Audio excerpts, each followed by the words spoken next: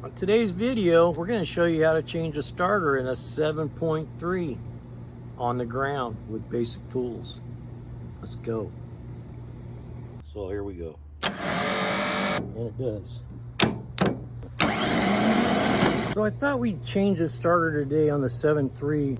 You can change your own starter at home. You don't have to take it to the shop. So one thing I'm going to show you is when you get the new starter, you want to check the mounting bolts to make sure that they're the right diameter. Get your wrenches ready before you crawl underneath the truck. Get the starter out, make sure, see what size everything is, and get all your tools prepared so when you slide underneath the truck, you have everything you need. And I'm 61 years old, so if I can do one of these on the ground, you can do one on the ground. So you're gonna save yourself $200 by being able to install this starter, and you'll learn something in the process. So, you know, do like Go Big does and do it yourself. Get you a light set up so you can see what you're doing. Make sure you have stands on your vehicle and it's in a good, safe situation before you crawl under it. I'll tell you something I do is when I have something up on stands, I always take my floor jack and I run it up and I leave it underneath the vehicle where if it's slid off there, it gives me a second way out. And I'll tell you why. You think it's really safe. You never know when somebody's gonna come ripping up into the driveway, not paying attention, and bump the back of that truck that you're underneath. So always remember that there's always a way that thing can come off of that stand. So I usually just take my floor jack, and just as a secondary option, in case something happened, I had a way out of there. Okay, I'll tell you a story about a guy I knew. His name was Big Eddie. He's not around no more because he didn't do this. So to change this starter on his 7.3, this is what you're gonna need. I confirmed the size of the mounting bolts for the starter is actually 9/16 or 14 millimeter, whichever you prefer. It's about the same. So I got a wrench for that. I got a wrench for the small nut that goes on the wire for the solenoid, which is 8 millimeter. And then I got a 14 millimeter socket with a wobbly. It's always nice to grab a couple different size extensions so you can get in there where you need to be. This is not a hard job. 3 bolts for the mounting, 1 bolt for the small wire to the solenoid, and 1 bolt for the starter cable. This job, if you get prepared, you get set up with your tools, you can actually do this in about 30 to 45 minutes. It's not a tough job. And by buying a new starter that has an aluminum case and it's less weight, it makes it a way easier job. So let's get started. So now what we'll do, we'll move our starter and all our tools underneath the truck, ready to go. I usually put them on a piece of plywood, slide them under where I can get to them, and then slide underneath the truck. Get everything ready you need, plywood, slide it underneath there. These are the 2 wires we'll be connecting. So you got the 1 small wire that goes to the solenoid with 8 millimeter bolt, and then this is the cable wire that comes from the battery cable. I'm going to put this starter up in position, just kind of on the, you know, hanging right here, just resting, and then get this bolt and this bolt on there, attach those before we put the starter up. Always a good idea to pay attention as you take the starter out that you know the same way it goes in. You know, pay attention if you had to rotate it or you had to put the cone up first or the back. I like to attach the cable first. So instead of fighting it, get you a couple 2x and prop it up so you don't have to hold the starter up. There's a little indentation where that tab goes in to locate that cable. And once you get it in there, go ahead and just finger tight this down. As you can see, I'm not having to hold the starter up. I got it, the nose on a 2x, so I don't have to hold it up. And then I just put this on there.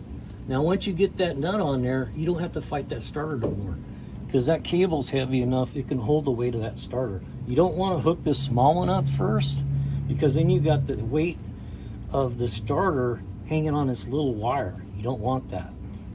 So now that we got the nut on there, we'll go ahead and take our 5/8 wrench and tighten that. When you tighten these nuts, don't get carried away. They don't have to be 200 foot-pounds. Just go down there snug and just snug them a little bit.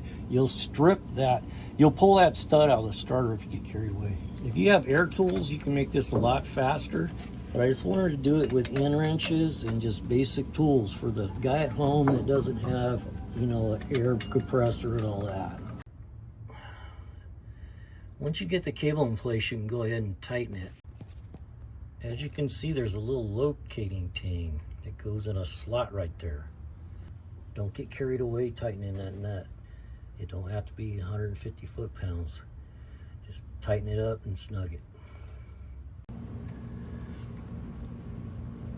So now that we got the cable hooked up, we're going to attach this small solenoid wire to the starter, like that. You don't want this wire touching this, because that's what engages the starter. So I paid attention, and that's how it was when I took it off. So that's the position we're putting it back in. And once we get this small wire on there, this starter's ready to go up and be mounted. So remember, just one big cable from the battery, one small wire from the solenoid, and that's all the wiring there is to changing this starter. A basic guy with basic skills can do this. So we're going to go ahead and attach that wire, and then we're going to mount it. So we just used our fingers to get that little nut started. We're going to run it down until we can't do it no more with our finger, and then we'll put a wrench on that and just snug it up. Same thing with the other one. This is a really small diameter nut right here. You don't want to get carried away and start cranking on that. You'll pull the stud out of the starter, or you'll strip the nut out, and then you're in a bad spot. You'll be going and getting another starter. Okay, so I'm going to go ahead and put a wrench on that. This is kind of tough to do with a wrench. You got to bend this down a little bit, and we'll bend it back when we're done. But if you have a socket, it makes it much easier. I just wanted to show, you know, for somebody that doesn't have every tool in the toolbox, you can do this with a wrench. You just bend this down a little bit, get this tight, and then just bend that up. You don't want to bend that too many times. Eventually it'll snap. But right now I'm just going to go like this. Get in there with a, get in there with a wrench and just slowly, and then just slowly just tighten that up. And don't get carried away. Once it goes tight, just snug it. Don't get crazy with it.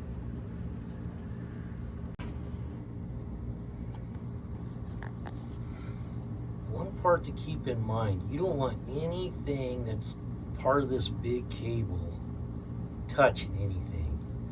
A lot of times what I recommend is once you get the starter up and mounted in place is get a mirror and look up in there and make sure nothing from this cable is touching metal, because that goes straight to the battery. You hook that battery up and this is touching the frame somewhere, it'll smoke that cable right off that starter.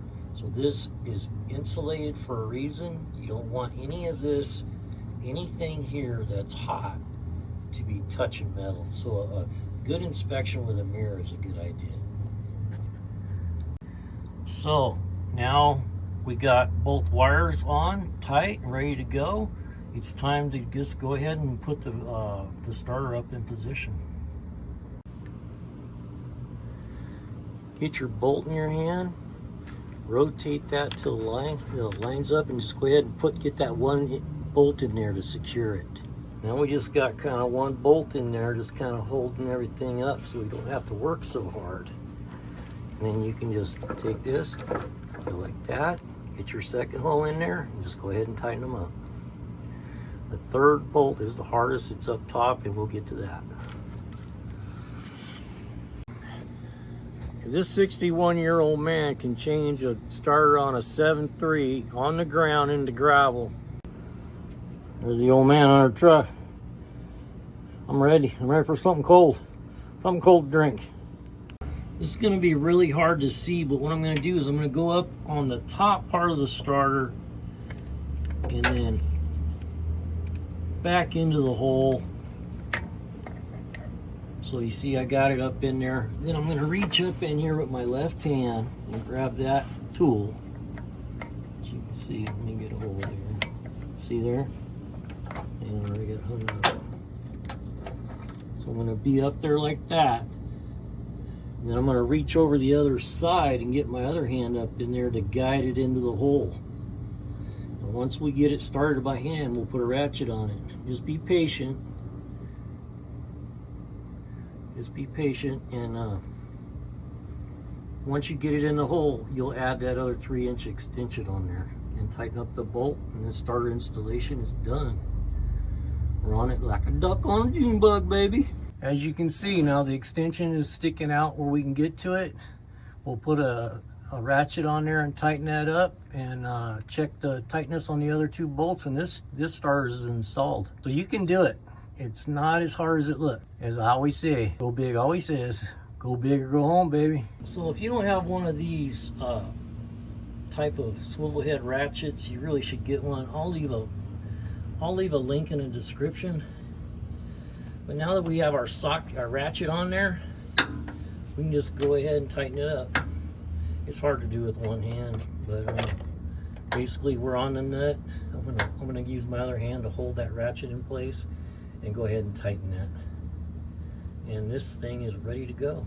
It's not gonna start. I don't have the key on for the fuel cut solenoid, and I don't have the go plug cycled. So I want you to hear what a normal diesel with good batteries and a good starter should sound like. That's what it should crank like. If you're not cranking like that, don't even waste your time trying to diagnose the problem, because if you got low batteries or a starter that's not working correctly, it's never going to start.